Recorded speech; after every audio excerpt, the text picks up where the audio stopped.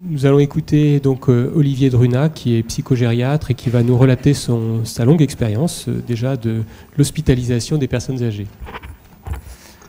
Alors bonjour à tous, merci pour cette invitation. J'ai passé une matinée très intéressante, enrichissante, vivifiante. Et n'étant pas spécialiste de l'éthique, je parlerai de ce que je connais au quotidien, donc l'hôpital, pour essayer d'approcher un petit peu cette approche au quotidien. L'hôpital est un univers qui change énormément, rapidement, et qui change sous la contrainte économique.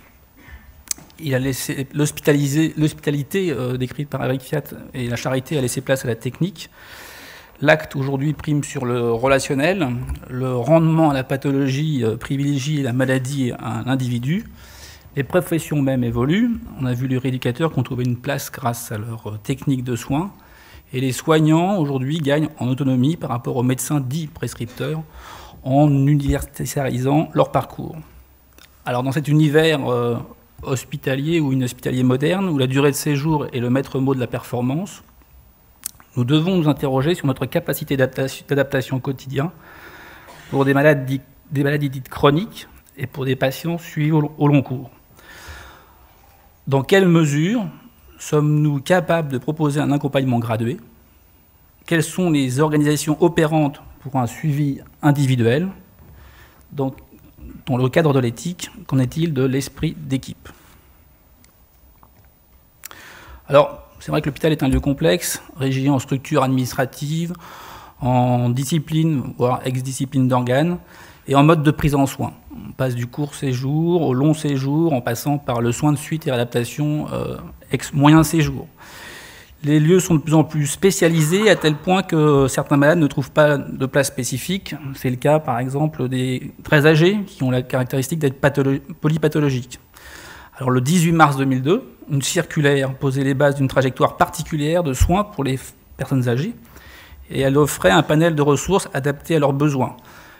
Donc la filière de soins gériatriques déploie une unité de court séjour gériatrique, accolée après le service d'accueil des urgences, pour y faire des bilans et poser des diagnostics.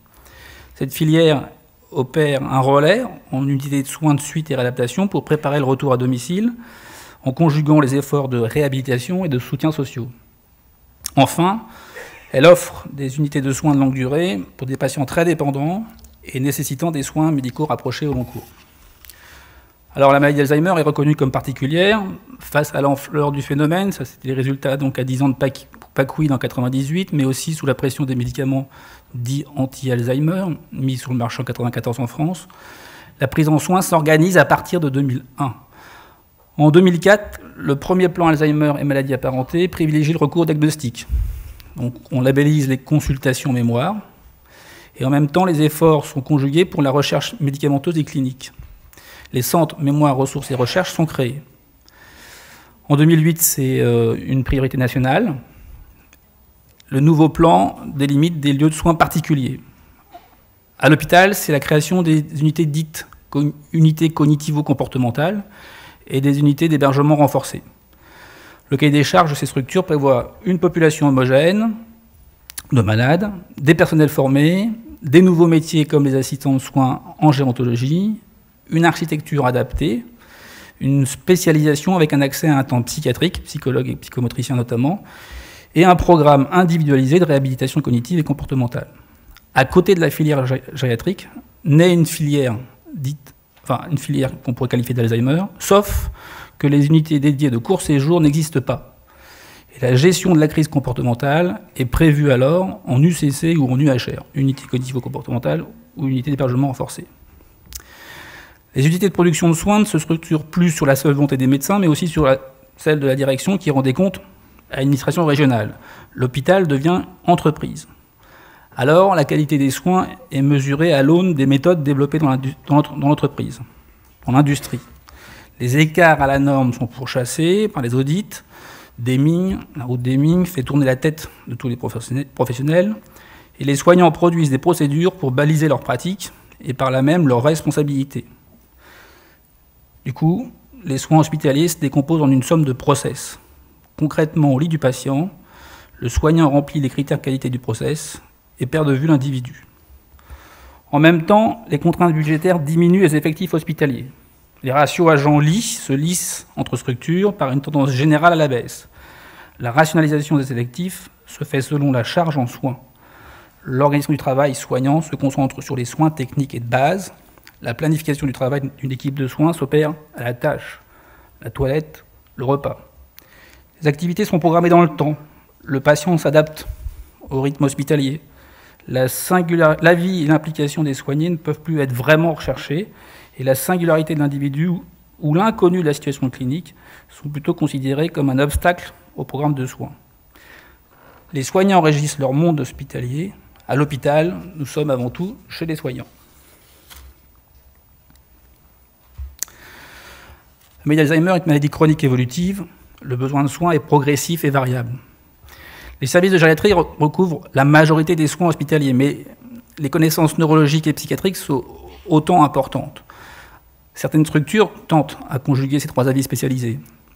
Les praticiens sont au chevet du même lit, alors que bien souvent, c'est le malade qui déambule au travers des différents services dits de spécialité.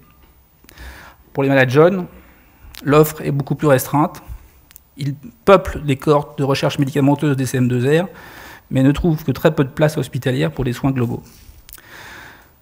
La nature des demandes de soins est très variée. Souvent, la demande est pressée, urgente, telle la consultation pour plainte mnésique, où il est normal, à un stade débutant, de répondre au plus vite à la question posée par la personne quant à la nature exacte de ces troubles. Toutefois, les délais moyens de rendez-vous en consultation mémoire se comptent en mois. Dans le cas de troubles comportementaux, le seul accès rapide à l'hôpital est le service d'accueil des urgences, pour certains qualifiés de pont-levis de la forteresse hospitalière. Le suivi de ces patients demande plus de prévention. Toutefois, l'évolution est imprévisible.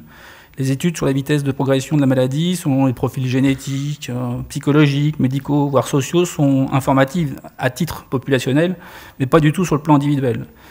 Même si l'histoire clinique d'une maladie d'Alzheimer est assez stéréotypée, le parcours reste unique. Les ressources adaptatives sont telles qu'on ne peut pas préjuger des réactions et aménagements des personnes. Nous ne pouvons pas prédire l'avenir. Nous ne pouvons que repérer les écarts à une norme évolutive et proposer au plus vite des adaptations des soins. La réactivité est nécessaire et demande une coordination et une collaboration de toutes les structures de soins, au moins hospitalières. Le motif de la prise en charge hospitalière est avant tout la maladie, l'état de maladie. La tarification se fait à la pathologie pour les services cliniques, sinon au forfait en consultation. Pourtant, l'aidant du patient Alzheimer n'est pas obligatoirement malade. Il peut être épuisé ou en demande d'information sans forcément être dépressif. Sans étiquette pathologique, il ne peut accéder à des soins hospitaliers, en dehors de quelques rares programmes prévus par le plan Alzheimer, avec des formations dites gratuites. Dans les services cliniques, l'aidant est souvent considéré comme une charge supplémentaire, car non reconnue dans la lourdeur des soins. Dans l'hôpital entreprise, la place de l'aidant est très congrue. C'est avant tout la personne qui va permettre la sortie du patient. Je cite, « S'il y a une famille, c'est à elle de faire les démarches », c'est un travailleur social. Le fardeau de ce professionnel emporte sa disponibilité.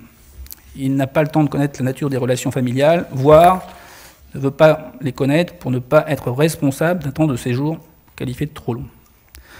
Tant que l'objet de soins se limite à des procédures, à une somme de soins de base et de soins techniques, l'aidant est un empêcheur de tourner en rond. Lui-même se perçoit comme un étranger dans le monde des soignants. Le besoin de soins évolue avec la maladie. L'adaptation se fait progressivement. L'espérance de vie au moment d'un diagnostic est d'environ une dizaine d'années.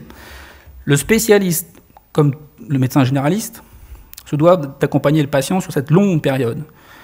Ils sont chargés d'opérer avec le patient un déplacement, un changement au cours du temps, au cours de la maladie. Ce suivi n'est pas enseigné dans les études médicales. Le jeune médecin peut être désarçonné par des demandes vécues comme répétitives, par une évolution forcément défavorable, par une incapacité face à la maladie. L'idée de réversibilité, puis même de ralentissement de la maladie s'estompe. Un sentiment d'impuissance pointe chez le médecin. La dissymétrie relationnelle soignant-soigné diminue. Il faut alors partager l'inexorable, il faut alors aussi partager les doutes. Il n'est pas question d'abandonner ni de se résigner. Il est alors question de mobiliser toutes les ressources pour mieux vivre une situation. Cette relation d'aide s'inscrit dans tout le temps du suivi. Elle est bien souvent apprise sur le terrain. L'étudiant en médecine est avant tout formé pour savoir, mais pas pour faire malgré ou faire avec. L'hôpital n'offre pas forcément la possibilité d'un suivi au long cours harmonieux. Le diagnostic peut être évoqué en consultation, le bilan fait en hôpital de jour, le renforcement de l'annonce diagnostique en soins de suite réadaptation type hôpital de jour, la gestion des crises passe souvent par les urgences, on l'a vu, ou voir les soins aigus, et la fin de vie en unité de soins de longue durée et exceptionnellement en soins palliatifs. Les acteurs sont différents de par la structure administrative, mais aussi les professions, voire les spécialités. Ce morcellement peut conduire à une segmentation des soins, même si la globalité du soin se veut une vertu de la gérontologie. En tout cas, la spécialisation conduit souvent à se borner aux résultats au regard de la spécialité. Hospitalisé pour des troubles du comportement, la réussite de l'hospitalisation sera la disparition des troubles. Consultant pour une plainte mexique, le résultat sera avant tout un diagnostic médical. Il n'y a pas forcément de vision de réussite de vivre avec la maladie. Le manque de suivi dans la décision soignante est flagrant lors du passage du curatif au palliatif, et plus précisément à la phase d'accompagnement. Cette décision ne se résume pas à des variables biologiques ou cliniques. Elle appelle d'autres types de données, comme la notion d'évolutivité de la maladie. Cet avis est accessible auprès d'un observateur constant dans le temps. L'entourage est bien souvent pris à témoin. Toutefois, le médecin traitant ou spécialiste devrait aussi être des participants à cette réflexion. La maintenance des acteurs du suivi souligne l'immanence du projet de soins, à la différence de la permanence des soins qui demeurent soi-même dans la durée. Le trait d'union dans les transferts hospitaliers est le dossier patient. Cet outil unique renseigne tous les intervenants sur l'histoire de la personne, de l'histoire de la maladie actuelle, des examens, les traitements, les cibles des actions soignantes, son évolution. Chaque acteur est tenu de remplir des données en rapport avec son rôle propre. Un bon dossier est un dossier totalement rempli. Encore une fois, la tâche peut faire disparaître l'action. Les soignants ont pour premier souci de répondre aux critères qualité, pas forcément de mettre en lien les données avec le plan de soins. Par exemple, les habitudes de vie appartiennent obligatoirement au recueil d'informations à l'entrée de tout patient, sans qu'elles ne soient vraiment l'objet de l'aménagement du planning journalier des soins. L'exhaustivité de l'information n'est pas à elle seule garante d'une cohérence des soins. En plus des datas brutes, il faut mener une réflexion avec une délibération commune à propos du projet de soins. Cette co-construction fait appel au travail d'équipe. Les équipes sont construites de personnes différentes, de par leur culture, de par leur formation, leur niveau socioculturel ou leur positionnement hiérarchique. Elles n'ont pas forcément fait le choix de la structure, de la spécialité et encore moins de l'équipe. On ne les a pas forcément embauchés parce qu'ils savent rien. Les professionnels sont issus de filières sélectives, voire très sélectives, où l'ignorance, voire le doute, est synonyme d'échec. Et les responsables d'équipe sont en place, pas obligatoirement pour leurs compétences managériales. Dans ces conditions, la recherche du sens des soins apportés à la personne ne va pas d'un seul et même élan. Devant une personne qui semble ne plus pouvoir faire seule, les soignants, infirmiers ont tendance à faire à la place d'eux. Les rééducateurs ont plutôt tendance à prendre le temps pour faire aux patients jusqu'à ce qu'ils arrivent totalement ou partiellement. Et dans leur logique prescriptive, les médecins font faire au personnel, créant une structure de médiatisation entre eux et la personne. Le travailler ensemble demande une reconnaissance de l'interdépendance, une élaboration collective des objectifs de soins et l'émergence d'une signification partagée au sein de l'action collective. Les actions doivent être coordonnées avec le respect des rôles et des fonctions de chacun.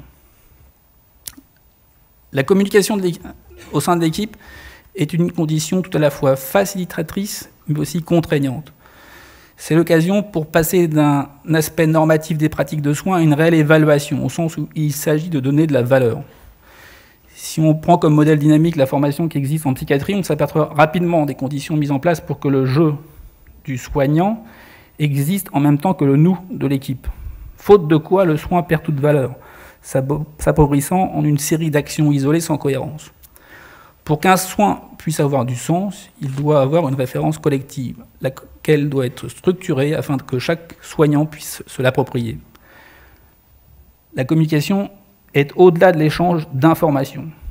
Elle doit être utilisée par les soignants pour apprendre à penser leurs pratiques, leur donner confiance et les désinscrire de la prescription en leur faisant entrevoir leur marge d'autonomie pour eux comme pour le patient. Alors, les valeurs qui animent une telle équipe dépassent les simples objectifs d'action. Au sein de l'équipe soignante, l'obligation de résultat doit primer sur celle des moyens. L'intention doit être fondée sur des valeurs fortes, des valeurs partagées, dont la personne malade est le centre. Le respect, la bienveillance, l'autonomie, l'équité, l'intégrité, la sécurité sont autant de valeurs qui fondent le socle commun du prendre soin de tous les professionnels œuvrant dans l'hôpital. Elles ne sont pas des modèles à suivre, mais elles sont à décliner tous les jours, dans chaque geste, parole et décision. Elles sont plus qu'un idéal, elles deviennent une nécessité pour garder le sens et la mesure dans le prendre soin d'autrui. Ces valeurs sont indispensables aux soins, mais sont-elles déterminantes pour devenir soignant ? Peuvent-elles être acquises, tout ou partie ? Sont-elles recherchées à l'embauche du personnel ? Ces questions ne sont vraiment pas souvent abordées en dehors des situations de crise. Il est donc indispensable de donner aux professionnels les moyens de préserver leur capacité de penser et de s'organiser sans perdre de sens. L'éthique n'est pas une équipe de type SAMU qui intervient dans une unité hospitalière pour administrer une onction morale. Ce n'est pas une formation ponctuelle payée généreusement par le directeur. Ce n'est pas des groupes de parole qui ont de vertus surtout institutionnelles. Ce n'est pas non plus une marque déposée. L'éthique se construit plutôt qu'elle ne se décrète. Elle est de la responsabilité de tous les acteurs hospitaliers. S'adapter au quotidien face à la maladie est presque devenu gageur dans l'univers hospitalier actuel. La segmentation du parcours de soins hospitaliers est source de dépersonnalisation. L'ingénierie hospitalière moderne multiplie les procédures et les contrôles, diminuant d'autant le temps de la relation humaine. L'hyperspécialisation des structures et des professionnels conduit à la restriction du champ des possibles. Autant d'insidieuses raisons pour fabriquer de mauvais malades. Travailler dans les services de gériatrie, voire de psychogériatrie, est difficile. La charge en soins est lourde. La demande est constante. Le stress est certain du fait des troubles comportementaux imprévisibles ou plus souvent trop prévisibles. Pourtant, les personnels sont toujours motivés. Ils sont avant tout bienveillants vis-à-vis de la personne dans le besoin. Ils sont doués d'une certaine aménité et assurent une présence constante. Ils gardent la capacité de s'étonner de situations et de créer au quotidien. La créativité au travail est une ressource indispensable pour être à l'écoute et rechercher du sens dans le soin. N'oublions pas que l'hôpital est aussi un lieu de plaisir, de donner de soi, de recevoir de la reconnaissance, voire de se sentir indispensable. L'hôpital est un lieu de satisfaction face à l'exigence du sens de l'humanité. Je vous remercie.